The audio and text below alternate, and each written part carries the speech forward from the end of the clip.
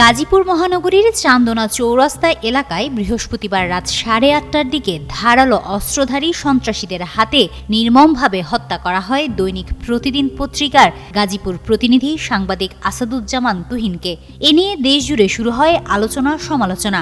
এরই মধ্যে বিষয়টি নিয়ে নিজেদের প্রতিক্রিয়া জানিয়েছে বাংলাদেশ জামায়াতে ইসলামী। এই নির্মম হত্যাকাণ্ডের জন্য সরকারকে দোষারোপ করে দাবি করা হয় তারা মানুষের জানমালের নিরাপত্তা দিতে চরমভাবে ব্যর্থ। তারা দ্রুত সময়ের মধ্যে হত্যাকারীদের গ্রেপ্তার করে দৃষ্টান্তমূলক শাস্তির দাবি করেছেন দলের শীর্ষ নেতারা। জামায়াতে ইসলামী একই সঙ্গে দেশের চাঁদাবাজি ও সন্ত্রাসের বিরুদ্ধে শক্তপোক্ত সামাজিক প্রতিরোধ গড়ে তোলার আহ্বান জানিয়েছে।